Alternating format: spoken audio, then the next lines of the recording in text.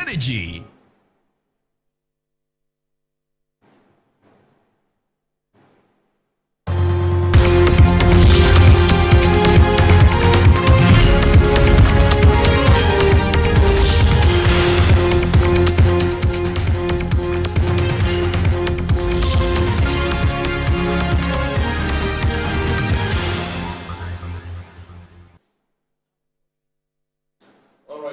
Sunday evening once again, day number 21 in the month of December 2025. Good evening, folks, and welcome to Iron Port here on Metropolitan Television. Iron Port is proudly brought to you by the Ghana Revenue Authority, Goyle PLC, Serene Insurance, Ghana Link Network Services, Meridian Port Services, MPS, and indeed Phoenix Insurance. The show is proudly powered by the Ghana Ports and Harbours Authority-GPHA, and our media partner on this journey of a lifetime is the Business and Financial Times, the BNFT. Now, if you want to have a grasp of all that transpired on the show tonight, make a date and grab the Thursday edition of the BNFT, and you'll be able to read all that happened here. Tonight, we are streaming live on our social media pages. On Facebook, we are live at Ghana Ports and Harbours Authority. Ghana Ports and Harbours Authority. Still on Facebook, we are live at Port of Tema. And on YouTube, we are streaming live at Iron Port. Now, we shall be getting interactive with you as usual. So all you have to do is sit back, relax, grab your phones, and send us your messages and comments ahead via our dedicated WhatsApp line, which is 0538-037353. 0538-037353. When the time is right and I pick signals from the production team, we shall activate the phone lines for you to call in and contribute to the discussion. My name is Kennedy Mona. We are going for a quick break. When we return, we'll continue the show. Please stay with us.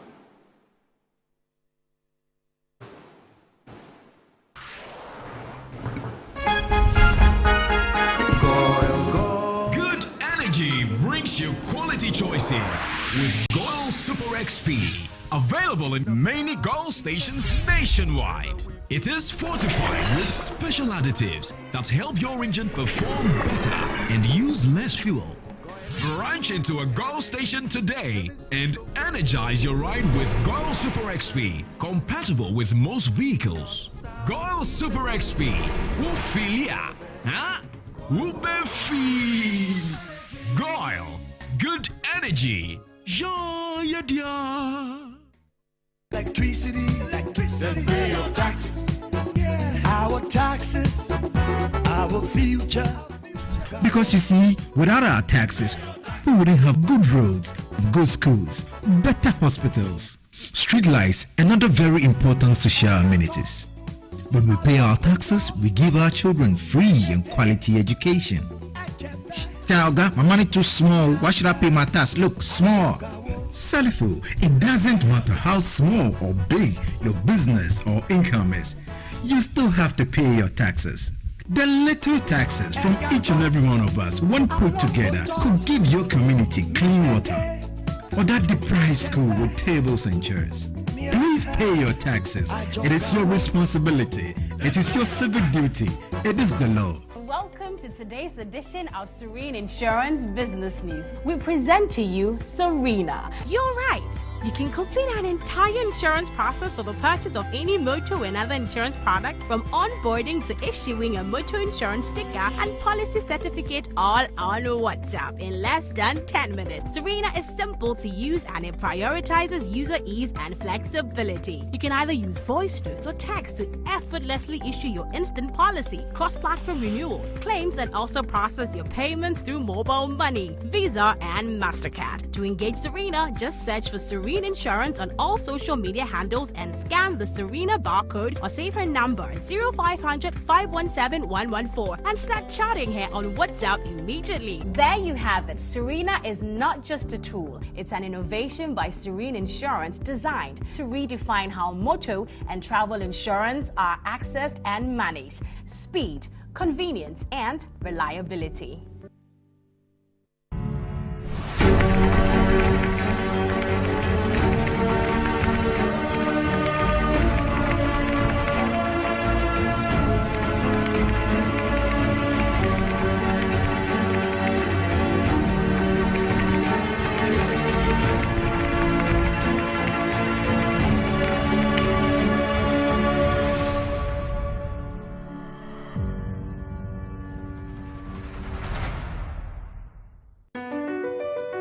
MPS Terminal 3 is Africa's new state-of-the-art container terminal at Tema Port. For manufacturers, agro-processors and traders, the new port means business can be done faster. This infrastructure boost will improve Ghana's port handling capacity, connect more trading routes, and oil the engine of growth for the economy, creating greater opportunities across all sectors as Africa's markets merge and become the largest trading bloc globally. MPS, we connect, you thrive.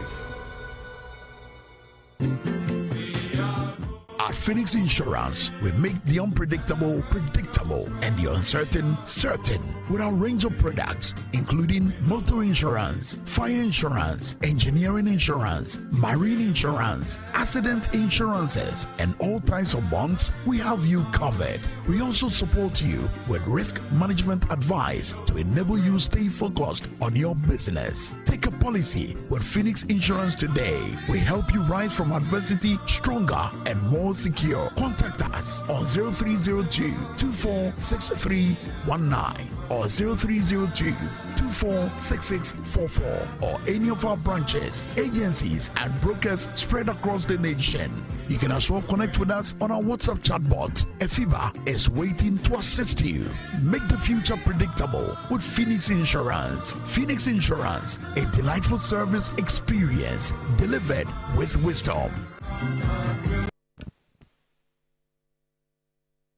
Time for us to take a look at happenings in the port and shipping industry over the last week by way of local stories.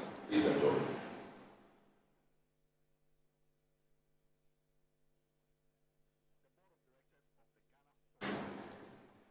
Has undertaken a working visit to key operational units of the Port of Tema as part of its commitment to effective oversight, operational excellence, and the continuous development of Ghana's largest seaport. The inspection tour covered the yet-to-be fully operational Port Unity Terminal, the Transit Terminal, the Marine Operations Department, the Golden Jubilee Terminal, and Meridian Port Services Terminal 3, where ongoing projects and critical operational facilities were assessed. In an interview with Iron Port, Board Chairman Johnson Asiedu Nketia disclosed that the authority is considering the Port Unity Terminal as a dedicated holding area for specific categories of transit cargo. He explained that the move is an operational response to concerns raised by Sahelian customers during the GPHA-led trade mission to Burkina Faso earlier this year. According to the chairman, implementation of the proposed transit cargo arrangement is being considered for January, subject to final operational adjustments. From January, it should be operational,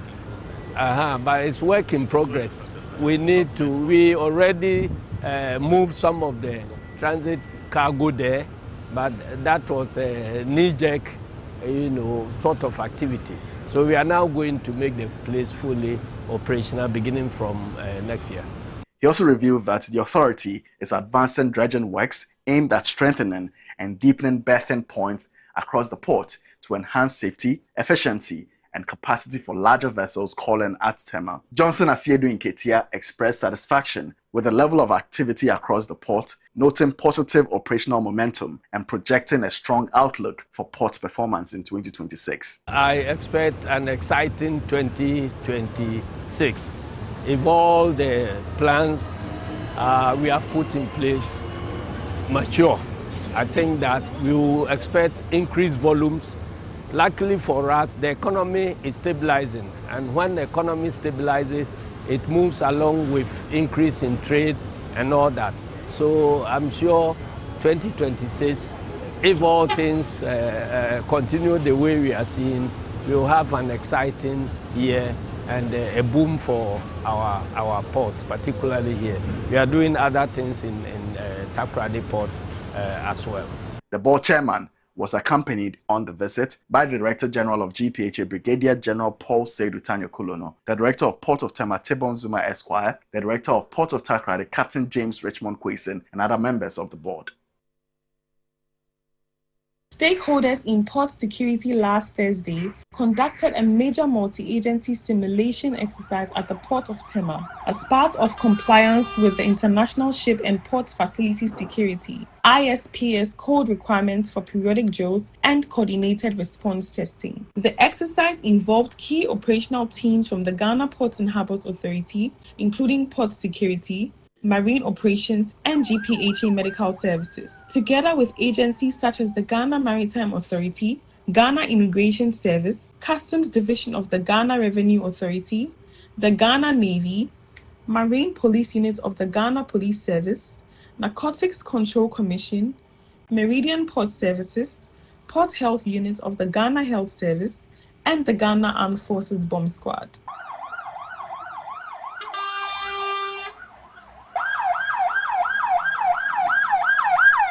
The drill simulated 3 high-risk emergency scenarios with the objective to measure interoperability, response time, and communication efficiency across the various teams. Port Security Manager of Tema Port, Colonel Daniel Atubra Bonda, noted that exercises of this nature enable the security outfits to identify operational gaps early and apply corrective measures, reinforcing continuous improvements across emergency response procedures.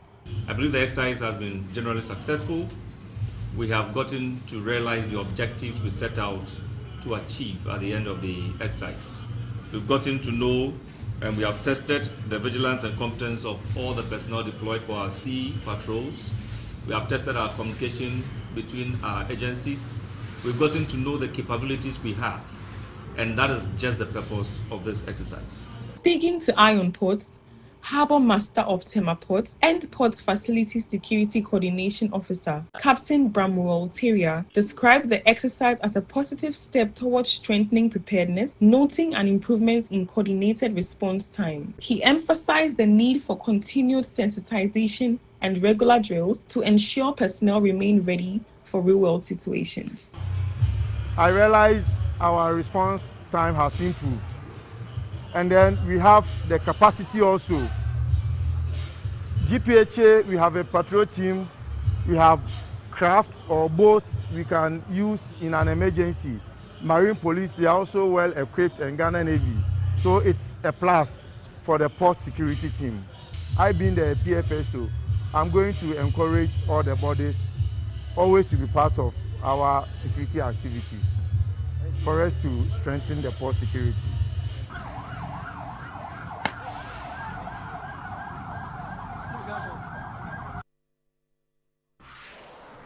The Ghana Institute of Freight Forwarders has sworn in its newly elected National Executive Council members to steer the affairs of the Institute for the next 2 years.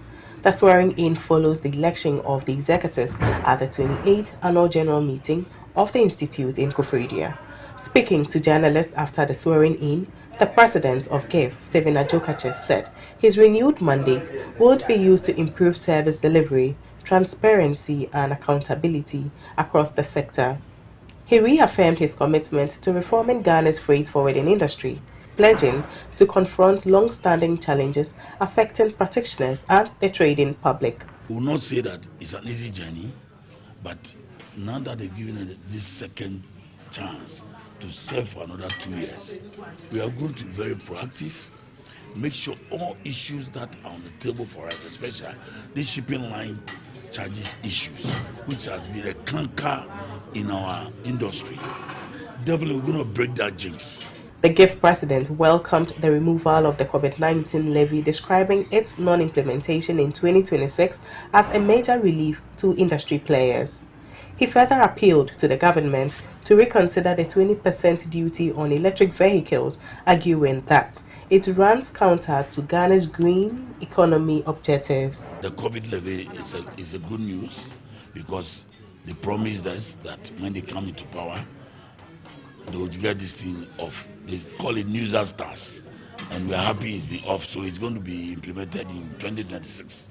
And we are also pleading to government that the electric vehicles, they should look at the rates again. Vice President of GIF, Nana Isiama Pipra I, described the renewed mandate as both an honor and a responsibility. He projected increased cargo volumes in 2026 and stressed the need to improve systems, infrastructure, and stronger collaboration with stakeholders. We foresee more development coming. We foresee more shipment, movement of cargo in and out. That becomes a challenge for us to be able to do more to make sure that cargo movement are done the right way. The Importers and Exporters Association of Ghana have pledged to champion trade facilitation and continued policy reforms in the course of doing business at Ghana's ports. Executive Secretary of the association, Samson Asaki Awingobit, who made the pledge, also called for extensive stakeholder engagement, clear integration frameworks, and capacity building for customs and technical personnel to ensure technological advancements. Presenting a business performance assessment and current events in Ghana's port sector, Mr. Awingobit credited the development to improved trade facilitation measures and continuous implementation of the integrated customs management system despite intermittent technical issues recorded earlier in the year. Samson Awingobet noted that operational reforms, including 24-hour terminal operations, have improved cargo handling capacity and throughput, making Tema Port more competitive as a regional hub. In the port, as we speak now, we can clear 1 a.m., 2 a.m., 3 a.m., 4 a.m., 5 a.m., and some will go and be sleeping, and some will come back 6 a.m., 7 a.m., up to 12, up to 1 p.m. That is how we now work. We work all around. Gone are the days that they will say that, agent will say that we've gone to Golden Jubilee after 5, and they said they have closed. No. So the port is now working 24 hours, and the security is top-notch. Security is top-notch at the port. So, Mr. President, the association acknowledged improvements in the business climate, citing the relative stability of the Ghanaian cedi, reduced inflation and interest rates as factors contributing to a more predictable environment for traders. On fiscal measures, the IEAG welcomed the removal of the 1% COVID-19 health levy and adjustments to the value-added tax regime under the 2026 reforms, describing them as measures that would ease the cost burden on traders while supporting business recovery. These gains, the gains reduce foreign exchange costs for importers, particularly those reliant on USD for freight and port charges, and they signal improved macroeconomic management. Inflation and interest rate trend. Headlines inflation has shown sharp drop over the course of the year, with recent data indicating a significant drop to around 6.5% to 8%. By November 2025, reflecting an easing of price environment for businesses and households.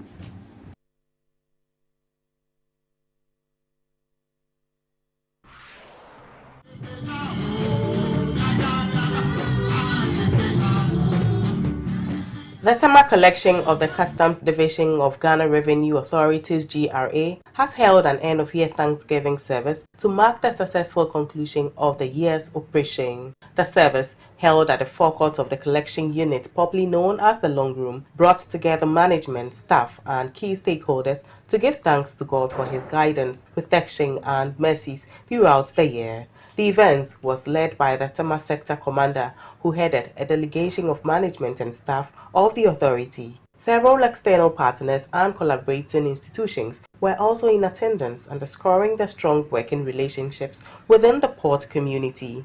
Activities at the service included praise and worship, scripture readings, and a sermon that charged officers to remain committed, disciplined, and united as they prepare to meet the operational demands of the coming year. Speaking at the event, the Public Relations Officer of the Tema Collection, Rachel Jacinta Pine, said the Thanksgiving service was organized to acknowledge God's faithfulness and to reflect on both the success and challenges encountered during the year. She noted that the annual service has become an important tradition within the collection, providing an opportunity for collective reflection, bonding, and renewed focus. In her remarks, the Tema Sector Commander of the Customs Division, Theresa Porter-Key, indicated that despite some declines in key financial soundness indicators, the sector recorded improved revenue performance over the period. She commended the dedication and collaborative efforts of officers and stakeholders, describing their contribution as vital to national revenue mobilization and economic growth. Officers, thank you. You have worked really hard when I look at the revenue figures, I know we are not really there, but we wouldn't have gotten there without you. I am so grateful, and I thank each and every one of you for how hard you worked. I know that even when I go on leave, I call you, I scream sometimes when I see something going wrong, but I take it in good faith and you correct it. Well done, officers.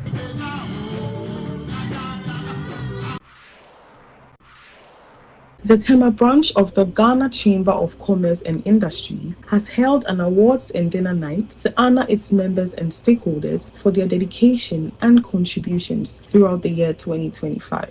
Held under the theme Celebrating Excellence, Showing Gratitude, and Inspiring Growth, the event brought together key players from the business and industrial sectors to reflect on the year's achievements and strengthen partnerships. Addressing participants, the second Vice National President of the Chamber, Alexander Bogni Bewong, expressed optimism about the prospects for 2026, describing it as a promising year for businesses. He reaffirmed the Chamber's commitments to positioning Tema as a major business hub and appealed to the Mayor of Tema to intensify support for businesses to enable them to thrive. Going forward, 2026, we're going to have fruitful engagement further to make our businesses better, and then the taxes that are going down, the 24-hour economy, we want Tema people to take advantage of all that.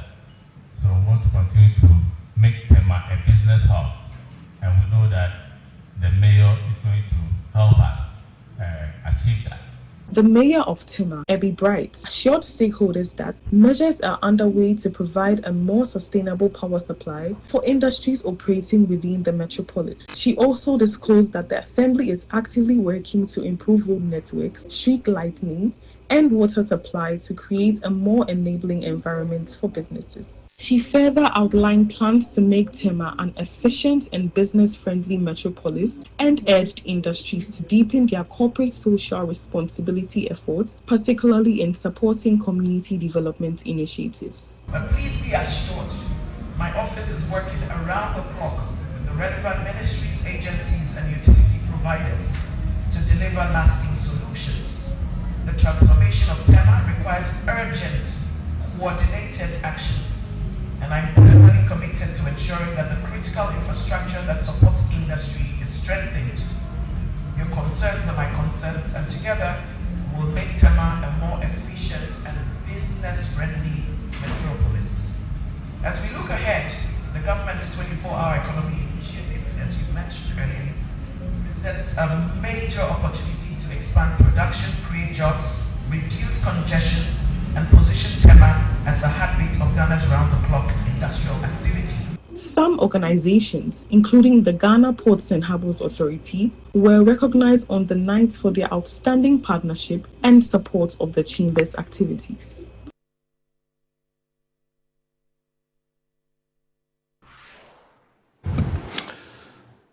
All right, so welcome back. Those were happenings in the port and shipping industry over the last week. We are now zooming into our discussion proper tonight. And tonight we're taking a look at packaging exports and what Ghanaian exporters must know before 2026. We have barely 2 weeks to cross over to the next year. Now, the European Union has come up with new standards for packaging. Now, these new standards came about as a result of the adoption of a new law by the EU in 2024, and which law was supposed to come into effect between 2025 and 2026. So we want to decode this particular new law and the standards that the EU has come up with, and what Ghanaian exporters must know so that they can be in readiness, to comply, so that they can have their businesses running smoothly. So with us in the studios tonight, we have an expert in the person of Dr. Abnat Safwa Osei, who is a consultant with expertise in guiding micro, small, and medium enterprises, MSMEs, in standards compliance. Good evening, ma'am, and welcome to Iron Port. Thank you very much. We are deeply grateful to have you. Thank you. Awesome. I'm happy to be here. Great. So first of all, I would want you to start with a brief overview of the packaging and the packaging waste regulations, that the PPWR of the EU. Help us assimilate it. Thank you very much. So the regulation is actually a revision of an existing regulation. Right. And the main focus is for the EU, is part of their Green Deal, Right. to make sure that they move towards sustainable governance. Yes. Now, the regulation is known as the EU Packaging and Packaging Waste Regulation. Yes. Okay. So in general, it regulates the kind of packaging materials that can be allowed onto the EU market. Right. So that it covers every kind of product. Right. Whatever you are placing onto the EU market, the packaging material must conform. Right. It also regulates the packaging waste management, Right. And prevention measures. Normally, someone will package maybe a product in a plastic bottle, and once you have sold it, you are done. Yes. But this rule is going to make sure that you monitor even after consumption, what happens to the material Yes. or the packaging material Right. on there. And the regulation has got, few objectives, or let's say salient objectives. Sure. Yeah. It is aimed at minimizing the waste that is generated by packaging. Right. It is also aimed at lowering the use of primary raw materials. Now, when they say primary raw materials, they are referring to materials that are difficult to, either degrade Right. or to be recycled. So they don't want too many of these things, so call them, raw material, virgin materials in your packaging materials. And they want to encourage more circularity. Circularity means that you should be able to use the packaging material, recycle over again, it, yeah, yes, so. and use it over and over again. And also they want to increase the amount of recyclability in the packaging material. Yeah, so maybe I can safely sum it up that this is what the EU regulation is focusing on. All right, so in your view, would you say the regulation focuses on protecting consumer health, on promoting sustainability and circular economic practices? It's two-pronged.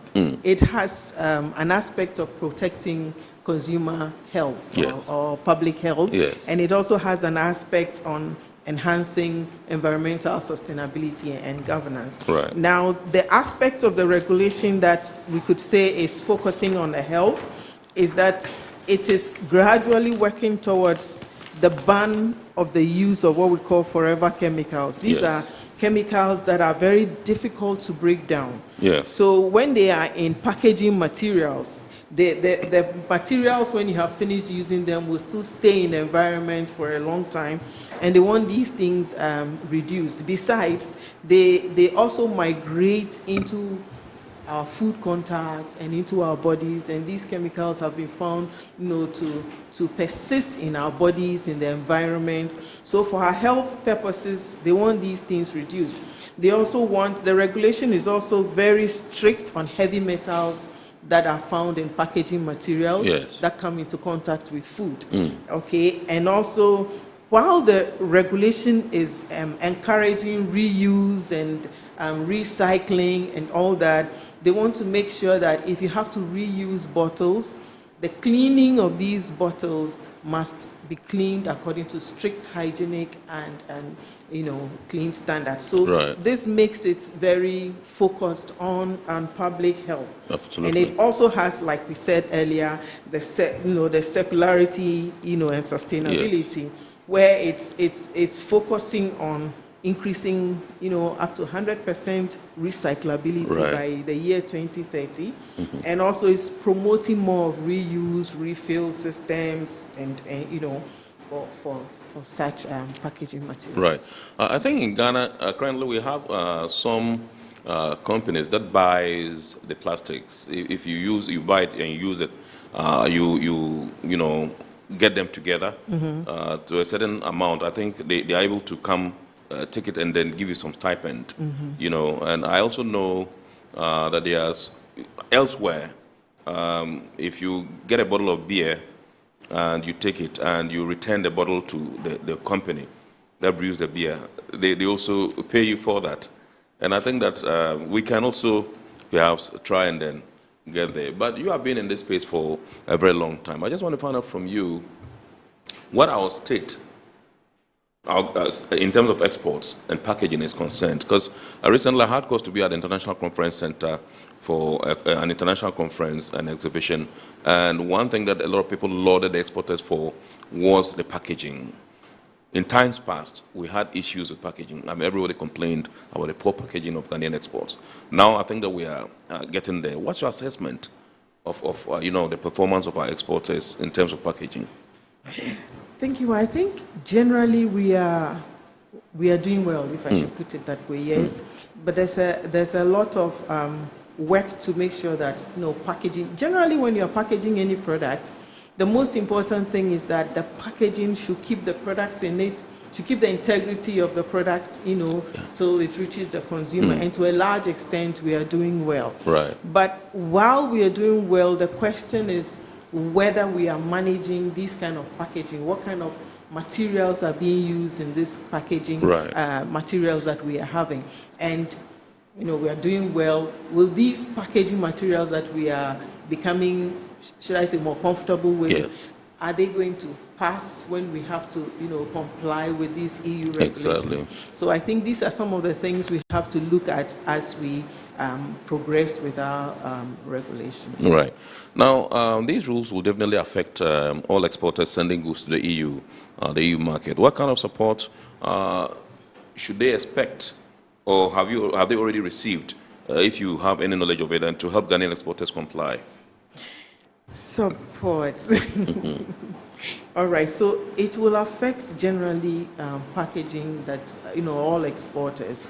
But it's a very, should I say, new system. Yes. The system, entered into force in February, and it gave us an 18-month period to get ready, which means that by August 2026, it becomes mandatory.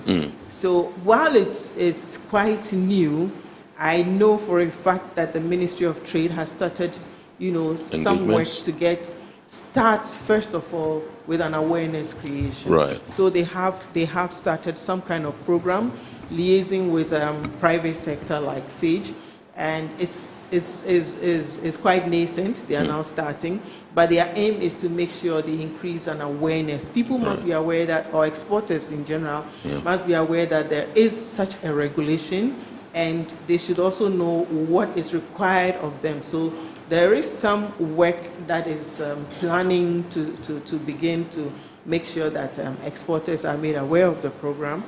And as part of preparation for a country, there's another aspect that is required. In the compliance processing, there is a need to comply with test requirements. Right. So the little work I have done has shown that the Ghana Standards Authority has become aware of this regulation. They become aware that there is a need for them to be able to test some of these packaging materials.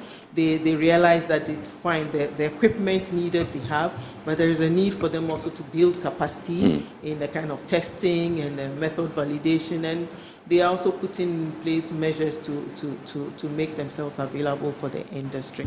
So I think that you can say is, the little effort that the government has started, but generally, there's a lot of work to be done to get SMEs ready for this. Right. Something like this would pose some significant amount of challenge to exporters. And, in our, area, jurisdiction, people are, say, allergic to change. Now, these new regulations are come, this new law has come, they must comply. And it is forced. It's a must. You have to. I just want to find out from you, there are other elements that would kind of like also impact this particular new thing. Perhaps, I don't know whether there's any additional cost. Because already, people complain it's quite expensive to do solid packaging, to do, quality packaging. Now, this new law has come, and they must comply. Does it come with any additional cost? It does. It does. It does because to comply, first of all, as a company, you have to redesign your packaging material.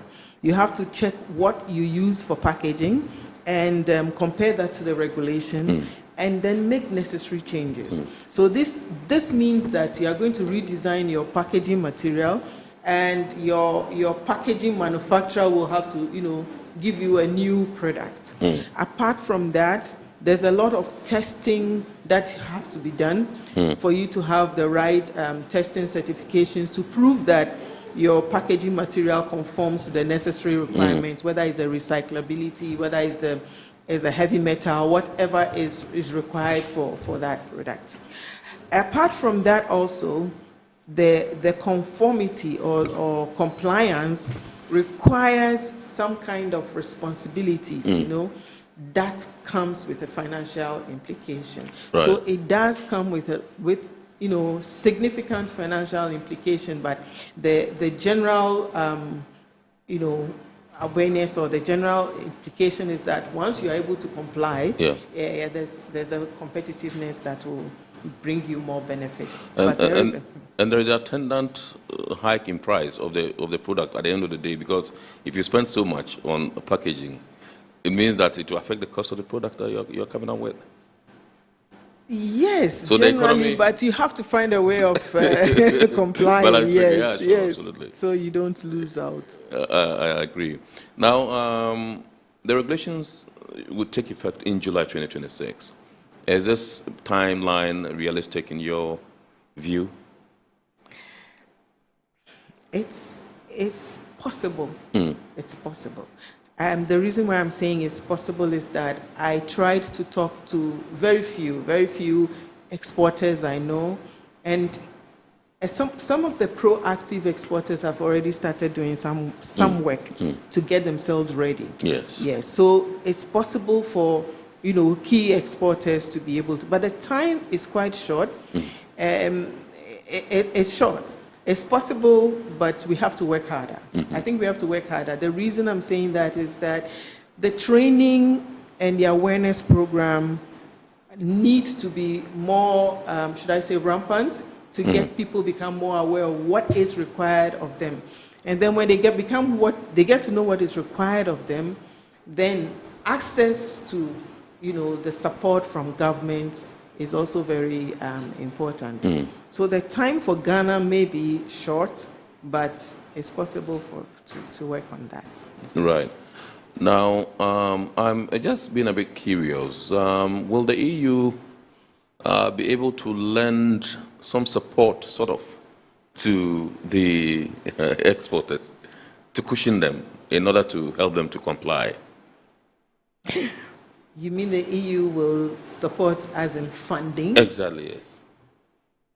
The EU, I know... Is there a window that exporters can explore with the EU to seek funding to help them to comply with this new... I know that the Ministry of Trade has plans to work with the EU for the capacity or the training or the awareness program. That's about the support that I know for now. Awareness creation. Yes, but given that it's still a new program, we can't put a blanket and say it's nothing or something. Okay. All right. Now, with respect to testing and verification requirements for compliance, how ready are we? As a country, yes. We are not ready. We are not ready. We are not ready, but we are working towards this. We cannot be ready by August. So what will happen, and for those who will want to, really comply, that is where the cost element will come in. There will be the need. Some will have to, take their testing outside the country for testing, but the country will work. Should work to make sure that this does not go on for too long. The pace at which the Ministry of Trade is working, do you think that is quite satisfactory? I'm not throwing them under the bus, but we have a lot of exporters across this country. I mean, in every region, I'm sure we have exporters there, and they export out of this country and all that. But if we go at a snail pace, at snail pace, it means that we might not be able to beat this deadline or to meet this timeline that has been given to us. What are some of the things that we can do in order to speed up so that we get this, as it were, sensitization, across the country very quickly to whip them in line and get them to understand and appreciate the fact that this is something that has come from the EU that you must comply with, and without which you cannot export to the EU market? Yeah, in fact, the most important thing is is an awareness drive. And awareness drive means that you're not going to use just one method of bringing everybody in a one room, in a workshop. There's so many ways of disseminating this kind of information, right. You know, using social media, using training programs, and the training programs will also have to be decentralized. Right. So if they are decentralized, we can have quite a number of programs run across the country at a go. So that is one way that you can go. But another point to note is that quite a good number of our SMEs also have a process of, should I say, business to business. They most of the time have a business alliance in the EU that they work with. Yeah. And so for those kind of relationships, like I said earlier, they've already started, their homework, yes. and they are getting themselves ready. Right.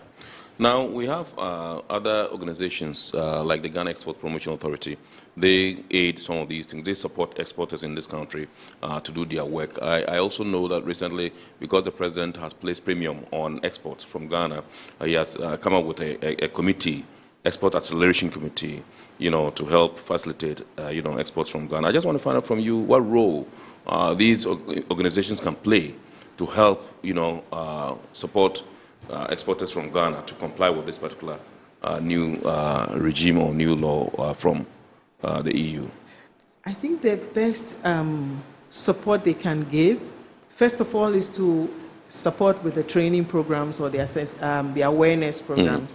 The next is to make available, should I say, funding to make sure that this kind of testing facilities are available for those who will need it. And also some kind of financing, right. Because this is definitely going to make a difference in their capital investment. So there's a need for support, some kind of financing to make sure that they are able to comply. Right. Okay. So in terms of the results for testing, are you aware whether the EU is able to accept third-party results from maybe internationally accredited laboratories outside of Europe, or whether testing must be done strictly in EU-based facilities? The EU definitely conforms to international requirements, the WTO requirements. So if any third-party testing is internationally accredited for the particular tests that their laws have, outlined, yes. They will accept it. But if the testing is not accredited, then they cannot help. They cannot accept it. Yeah. I see. All right. So let's take a look at the new regulation highlights. It highlights the need for traceability of packaging materials. What challenges do you foresee in building such traceability systems locally? Documentation. Okay. Documentation. And again here, the finance bit. The regulations requirement for traceability is for any, should I say, economic entity or a producer to be able to trace any packaging material right from the raw material stage to the end of the life cycle of that particular raw material, which means that even after you have submitted or sold the product, you should still know where it is going. This means you should have data on materials, where it was produced, testing, and that kind of documentation build-up is quite extensive.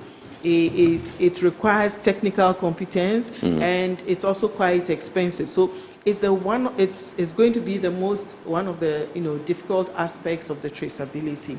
And the law also requires that when you get all these documents, you should be able to keep them, between 5 to 10 years. Your records should be maintained and be available anytime the EU calls for an inspection. So that is one of the, should I say, the most difficult aspect of the traceability. And it's one of the things that technical support like training and capacity building is required to ensure that we comply.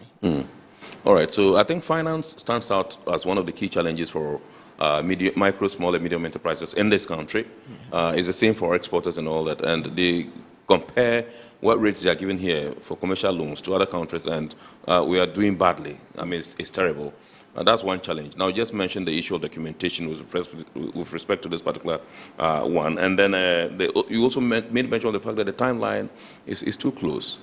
Yes, I just want to find out from you, are these the main challenges that we have, or you think that in the scheme of things, as far as this particular new law is concerned, there are other challenges that we should be looking at addressing?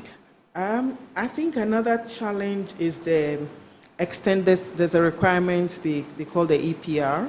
Yes, so that is the extended producer responsibility. Okay. Yes, that is also another challenge, and also the declaration of conformity processing.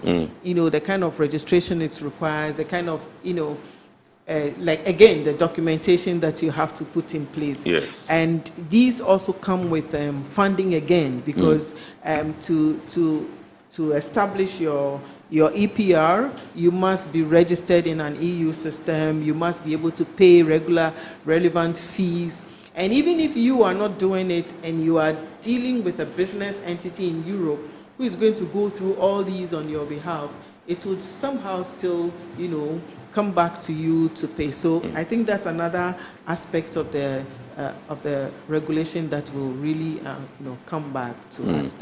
There's a EPR requirement. All right. So the other challenge that we may foresee, if you agree with me, would be the issue of fluidity in terms of the flow. The issue of fluidity. Okay. In terms of exporters accessing certification, once they meet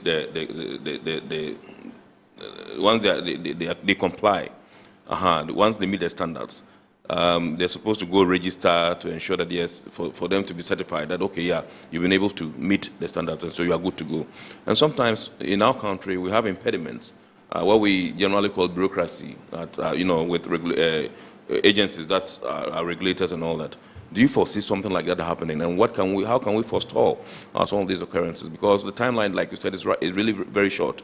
And so if somebody has pumped in a lot of money to be able to comply, and if it's seeking maybe just a signature or a certificate to giving the green light to go, and it's being delayed here and there, and all those stuff, it doesn't make sense. Yes, but this is an EU regulation, and so declaration of conformity is all in an EU system. Right. So it's not something that can be delayed by bureaucracies here. Right. Now, once the system accepts the documentation you've put in, which you have used to declare your conformity, that's why they're saying. So you keep those records, then you can go, because once you get there, they have a system, they have a market surveillance authority in every member state that is going to go into the system and check to be sure that your conformity is true. So it's not, once you have conformed, it's an EU system that will not require any bureaucracies here. Right. Okay. Still on the issue of the timeline, is it the case that a country, for instance, Ghana, can maybe go to the EU, sit down at the table and say, okay, the timeline is too short. Our people are not ready yet. Can you give us an extension to be able to put our house in order before we come? That's an aspect I have not, checked. But what I have found is that for SMEs, sometimes they have staggered the compliance, and I think, if you are complying, you are complying. Let me give an example. I talked to a company that is getting ready to comply. So what they have done is to talk to their, business partners in the EU, and their business partners have already started the processing.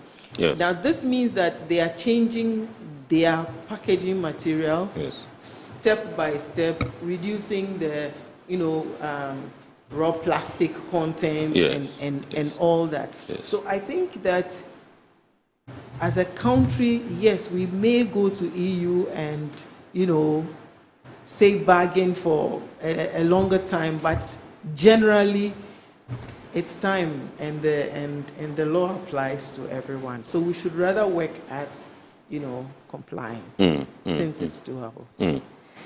Okay, so another issue would be like you just mentioned, the packaging materials. Accessing packaging materials may pose a challenge to our people because it's a new thing that's coming up. How can we surmount this, hurdle? Accessing packaging materials. That is one of the big hurdles that we have. The few companies I've spoken to have tried reaching out to manufacturers outside the country. Right. Which is already, bringing, in a cost, because they are saying, you cannot wait, the package, if you look for those in country, it takes a long time for them to be able to deliver. Yes. So already they've started looking outside for the designing of their new material. Right. So I think if we want the access of packaging material to move, should I say, in tandem with our efforts, then it's important to identify our packaging material companies and support them. Here, I would like to add that Ghana as a country has not been, should I say, silent on green, financing, green economy. Yes. The country is making efforts to green our practices. We have, for example, a green finance document that encourages countries or companies to go more green, to be more sustainable, and which offers, some kind of green financing. Yes. So I think this is an opportunity for us as a country yes. to implement some of these policies we already have, yes. so that while we are helping SMEs to comply, we as a country also will leverage, on our green economy processes. Yes. Doc, let's gauge our awareness level. I mean, it does appear that some organizations or companies, so to speak, are not aware of this particular new directive from the EU. Yes. And we see a window of opportunity for companies to invest in these packaging materials, because once we have Ghanaian companies investing and perhaps taking it up and injecting some money into acquiring or accessing these packaging materials, they would rather, feed the exporters here in this country, so that stress of accessing directly from the outside market would be taken away from them. What do you think? Yes, it's an excellent opportunity, yes. And it is, what you're saying is very correct. But I come back to the problems that exporters, encounter when they have to rely on local manufacturers. What happens is that most of the time, our packaging material manufacturers, they are not that many. Right. So when everybody is running to, these few people to supply, then like the one person says that it takes so long for you to get your packaging material, yes. and your clients can't be waiting whilst you wait. So in the beginning, there is going to be, some will import, some will, but we have to work faster to bridge the gap. Absolutely. All right. So this is our report here on Metro TV. Tonight we're taking a look at EU packaging standards and the new law that the EU has brought in terms of, packaging standards, and why Ghanaian exporters must be ready and learn about this particular new directive from the EU before 2026, so that they can comply. It's coming into effect in July 2026, and like if you monitor the discussion, Doc is saying that, look, the timeline is quite short, and so time is not really our friend as a country as far as export packaging in this country is concerned. And so that's what we're discussing tonight. With us in the studios, Dr. Abna Safwa Osei. She's a consultant with expertise in guiding micro, small and medium enterprises in standards compliance here in Ghana. Let's go for a quick break. When we return, we probably would activate the phone lines for you to call in, and we shall also share your messages with the rest of the world and proffer some, and get some doc to give us to proffer some solutions and answer your questions. Please stay with us.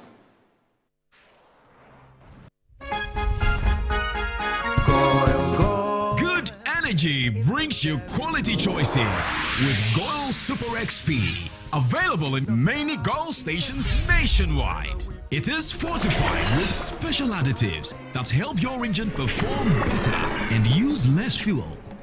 Branch into a GOIL station today and energize your ride with GOIL Super XP, compatible with most vehicles. GOIL Super XP, Wufilia, huh?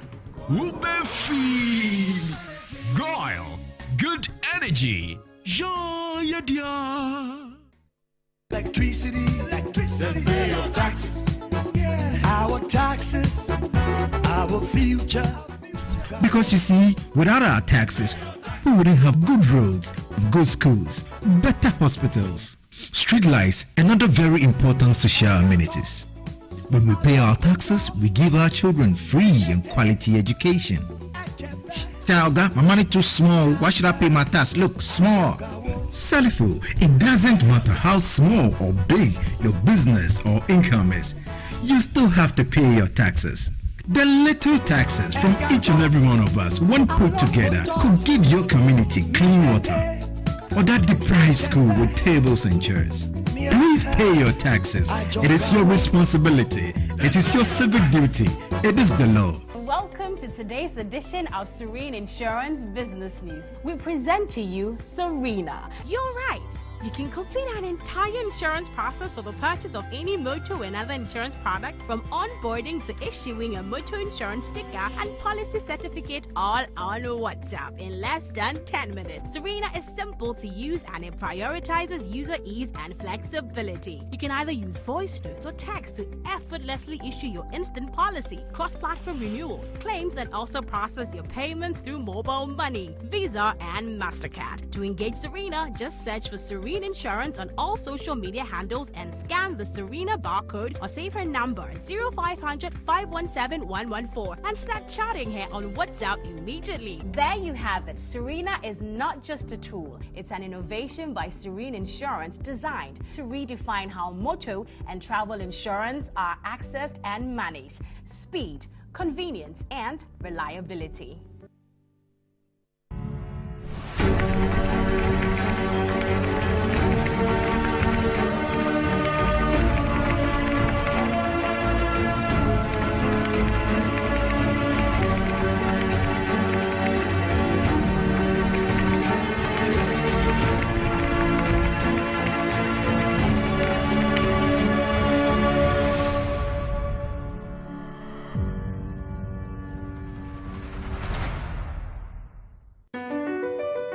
MPS Terminal 3 is Africa's new state-of-the-art container terminal at Tema Port.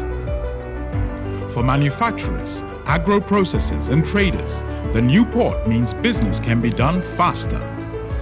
This infrastructure boost will improve Ghana's port handling capacity, connect more trading routes, and oil the engine of growth for the economy, creating greater opportunities across all sectors as Africa's markets merge and become the largest trading bloc globally.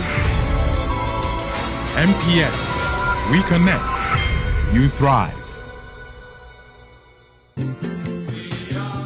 At Phoenix Insurance, we make the unpredictable predictable and the uncertain certain with our range of products, including motor insurance, fire insurance, engineering insurance, marine insurance, accident insurances, and all types of bonds. We have you covered. We also support you with risk management advice to enable you stay focused on your business. Take a policy with Phoenix Insurance today. We help you rise from adversity stronger and more secure. Contact us on 0302 246319 or 0302 246644 or any of our branches, agencies, and brokers spread across the nation. You can as well connect with us on our WhatsApp chatbot. Efiba is waiting to assist you.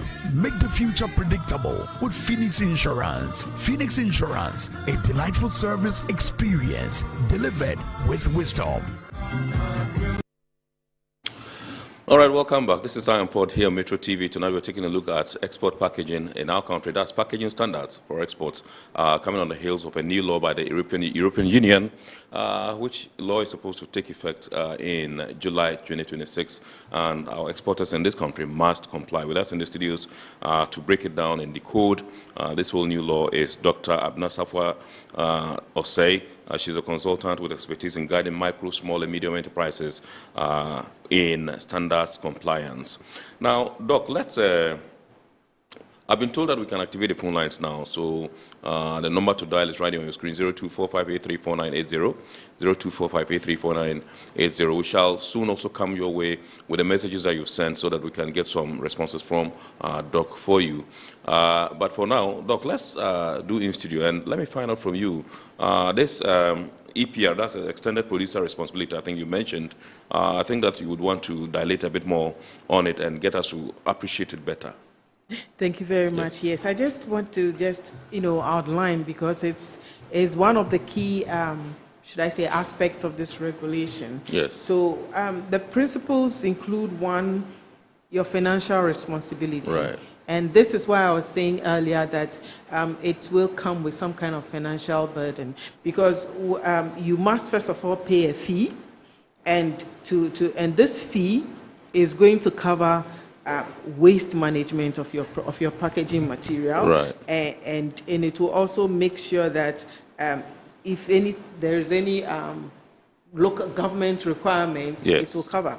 And if your fee does not cover the full management of the waste, you will still have to bear the extra cost. Right. So that is a financial responsibility. And it is important to also know that this means that you are responsible for the complete life cycle of your packaging material. Right. So and this should advise on to companies the kind of packaging material that you are using, because if you are using single use or packaging materials with raw materials that are difficult to degrade, you have a lot more work to do. And also it means that your packaging material, you are responsible for the standardization of your packaging materials and the labeling, right. That comes on it. So these are some of the things that is important to make companies more aware of as we move on. Right. Let's take a look at compliance, monitoring, so to speak, monitoring compliance. How will the EU do this once your products arrive in their market? Okay, so we mentioned this earlier. In every EU country, they have a market surveillance authority, yes, who is going to make sure that, so when you declare conformity, it's in a system, the registration is in a system. So once you get to the country, they compare to their system, and they know that, okay, you have declared conformity. So the product goes. But there will be surveillance. That is the reason why all the documentation that you have kept, you should keep them between 5 to 10 years, so that they can come anytime to, cross-check some of these. Okay. All right. Let's do some messages now. John Insian from Tantra Hill says, I would like to know if there will be a national roadmap or timeline to guide exporters step by step towards compliance before 2026. Thank you very much. I do know that in a study that has been conducted quite recently by Collier, the report has got a roadmap that is yet to be submitted, to the government for implementation. And in addition, I can also, confidently say that the Ministry of Trade is working on developing a plan for compliance. So we can safely say yes. Okay. All right. I'm glad the program is highlighting labeling requirements. Many exporters overlook this, yet it's one of the easiest ways to fall foul of EU rules. This one is from Margaret in Tema. Is that right? Yes, and especially for this particular regulation, the labeling of your packaging is going to demand more. Besides labeling what the what is in the product, the regulation is expecting what they call a physical labeling requirement and a digital, labeling requirement. So I should be able to use my phone and scan a QR code that should tell me all the materials, that went into the production of this packaging material. And also, I should have physical labeling that should tell me how to dispose of it, the recyclability. So these are all part of the rules. So yes, labeling is very key generally, but in this regulation, there's added labeling requirements. Yeah. Okay, sure. Thank you, Doc. How can Ghanaian SMEs realistically transition to recyclable or reuse packaging without significantly increasing their production costs? That's very difficult. Eno in Mamobi sent in that one. Yes. And she continues, secondly, what common packaging mistakes do you see Ghanaian SMEs making that could easily lead to non-compliance with EU regulations? With this particular EU regulation, yes. I think this particular EU regulation is asking that as much as possible, David, much as possible, plastics. Right. Reducing your plastics. But you see, generally we like plastics a lot. Yeah. Now I was looking at the fact that one of the common products that move from this country to the EU is the dried fruits, for example. And almost all of us are putting them in plastics. Yes. Yes. And so and they're asking you now, you should make sure your plastics are recyclable. Yes. Keep reducing the raw plastic. This is going to be one of our big, issues. And this is something I think that we should work towards as a country, because if you cannot leave it on the SMEs alone. There should be, a concerted effort to make sure as much as possible we are reducing plastics. And also, we also have a lot of packaging plastics with sometimes some of them are even paper, but they've been lined with some thin plastic. And these linings usually have some of these forever chemicals that we are talking about. So the main problem we have is plastics and making sure that these plastics do not have migrating chemicals. Yes. And how can we help them? We have to work as a country. Okay. Good evening, I am Port, and thanks for this program. Please ask Doc, how early should SMEs start testing and validating their packaging to avoid shipment rejections at EU ports? Also, will she advise SMEs to completely change their packaging suppliers, or can existing materials be adapted to meet EU requirements? Thank you very much. In fact, this is what I wanted to say at the end. That's Frank Asiedu. Yeah, thank you. I wanted to say this at the end, but since it's come up, let's say. Right. You see, if you want to comply to the regulation, the first thing you have to do now is to audit your own existing packaging materials. Yeah. Because you see, when you look at the regulations, the regulation has got requirements for plastics, requirements for papers, requirements for heavy metals in food. So you take the existing packaging material you have and audit it against the requirements of the regulation.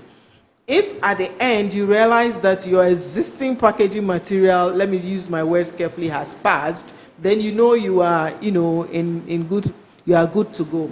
But if you realize that again working it, assessing it, you realize maybe you have your test revealed that your recyclability is not enough, your plastic content is high, then you know now that you have to change. And when you know you have to change, then you know what goes into it. Then this is when you begin to design a new packaging. So you cannot just get up and say my packaging material is wrong, then I change. You have to first of all assess it against the requirements, step by step. They've got so many different articles for different types of plastic. So check your packaging material, and then you will be able to take a decision whether I have to change it, and if I'm changing. And if you won't change it, then you need now testing results to declare that you are conforming to the requirements. Right. Okay, Danielle in Lashibi says, please ask Doc, with the new standards law coming into effect, does she expect exports to remain the same, to reduce, or to increase? It depends. Okay. It depends. It depends on where you're working. Again, let me come back to the example of the few people that I have spoken to. Yes. For them, for the one who actually gets his packaging materials from the EU, he says it's the same. Right. You understand? But for the one who has to, go through the whole process again, it will make a difference. But depends also on how fast you work. It could be the same, and it could even be better because others may lose their market, and then you work hard, and then you get their market. So it all depends on how you work. All right. I'll come back to the message, but let me come to you in studio, Doc, and find out from you. In all of this, what role does the exporter himself or herself have to play in order to aid Ghana meet the timeline of July 2026? I think the exporter himself has to be proactive. Yes, because I was happy when I called, a few exporters and realized that, yes, they have already started their work. But then others, for most of the people, that, I could talk to, it's quite new. The exporter himself should be proactive, understand the requirements of the standard as quickly as possible, and begin to assess what do I have to do and start making, let's not just wait for government to say we are waiting for government to give us we are waiting. We have to be proactive. I think that's very important. In terms of getting more education on this particular new law or new standards, what should they do? Where should they go to? This is where the Ministry of Trade is trying to work. They're trying to work together with PHAGE and the different private sector organizations to go to the industry, because for now you don't know where to go. But when the training, should I say, is coming to you, then you will be able to, because we can't say go to this A or B or C. Everything is new, and we are all working together. So we are expecting that, after the holidays, the training and the awareness should disseminate, apart from PHAGE, is there any other organization that the ministry is working with? Because we have the Importers and Exporters Association and all that. They gave a list. And I just want to stay with PHAGE. But they have a list of should I say people they are working with. Yes. It even includes the EU Chamber of Commerce. But let them roll the work out first. Okay. Yeah. Right. Good evening, Ken. Please ask your guest, how can SMEs turn compliance with EU packaging standards into a competitive advantage rather than a burden, and what practical tools or resources would you recommend SMEs to use to assess whatever their current packaging meets EU standards, whether their current packaging meets EU standards?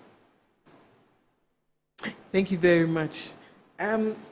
Assessing the existing, it begins from knowing what the chemical requirements or the report or the testing, should I say, certificate of the packaging material you have. Yes. Most of the time we do not know.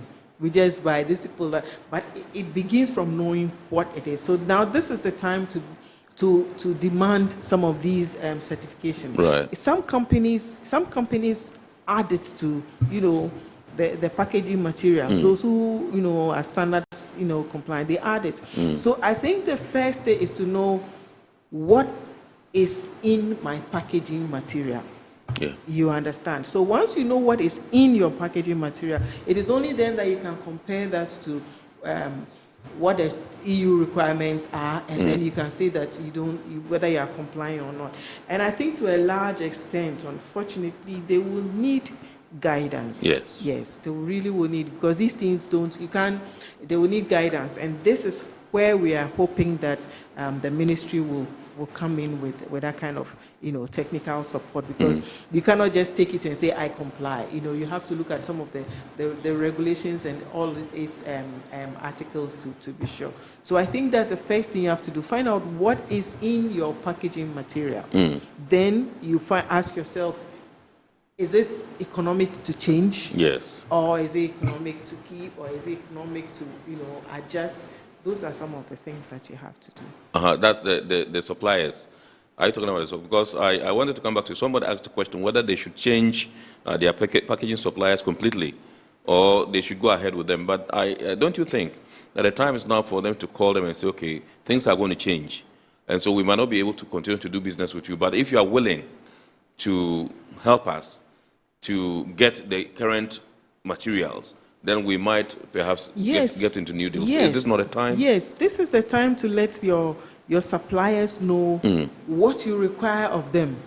And if they cannot conform to the requirements, unfortunately, you will have to change because you want to keep your business. Yeah. So you need, and that's why earlier I was saying that in the awareness program, it's important to focus on the packaging material manufacturers.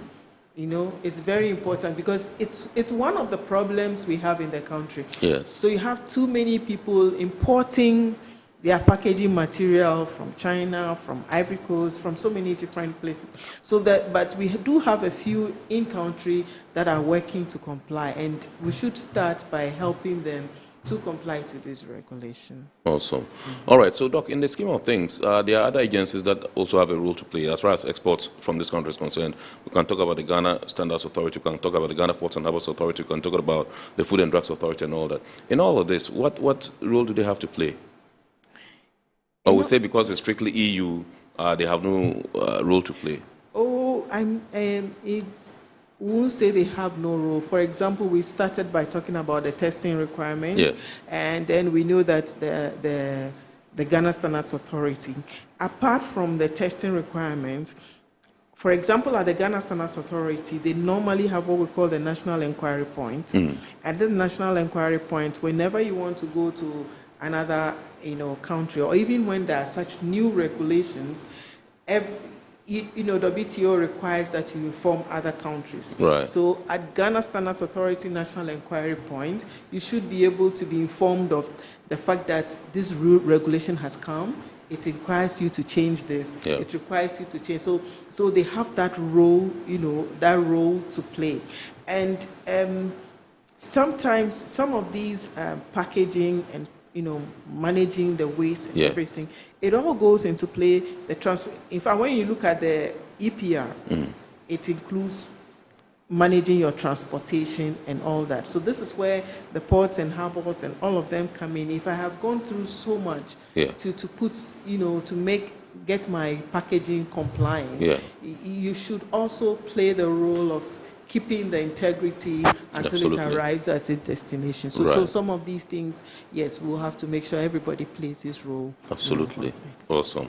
All right, for small and medium-scale exporters with limited capital, what are the most critical packaging changes they should prioritize now? They should prioritize now to meet EU standards before 2026. Nanajwa is an exporter.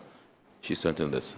Thank you very much. Unfortunately, it's important to make sure that you prioritize the packaging, in fact, maybe the packaging material that I would say directly comes into contact with the product. As we talk, we are thinking a lot more on food, but this covers everything. Okay, so the packaging, the rule covers the packaging material that comes into the food, even the bulk packaging and everything. So for an SME, I think you cannot pick and choose.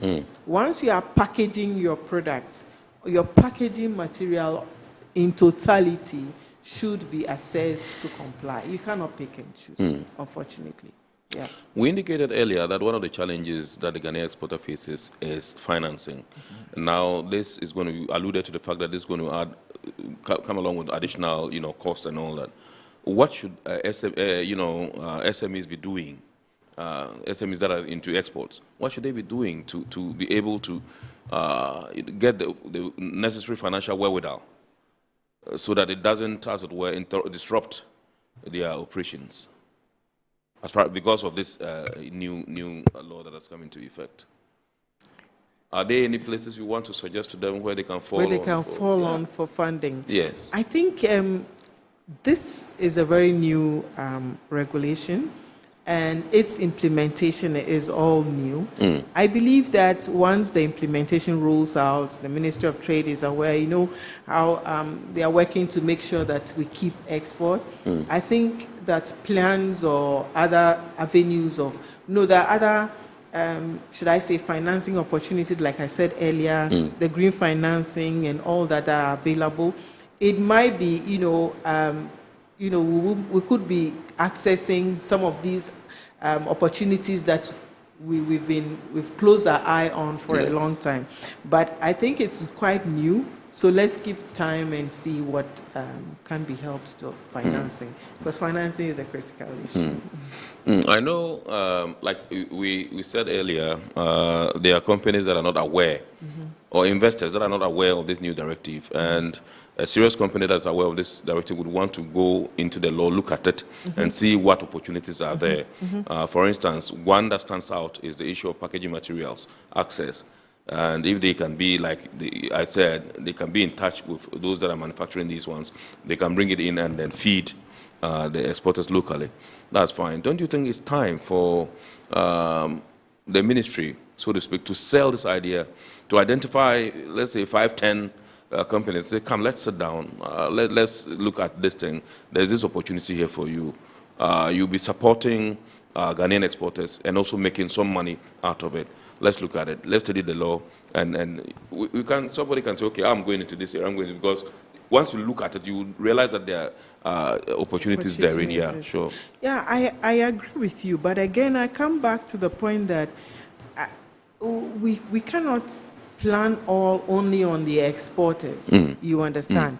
That is why I mentioned earlier that as a country, we also do have, a focus on greening economy. Right. I think we should rather take this as an opportunity to encourage more of us, even for the local market, because think of the fact that this regulation is two-pronged. It's looking at public health and it's looking at, environmental sustainability as well. So if we permeate it into some aspects of it into our system, then when you are a manufacturer to invest, the person is not investing only for the exporters, but there will be an overflow, also into the country. I think that we should, and like I said earlier, this is an opportunity for us to leverage on our green financing advantages in the country. Absolutely. All right, there's this question. I think I didn't put it up. Whether you think lessons from other value chains, such as cocoa traceability, can be applied to agri-food or other export sectors.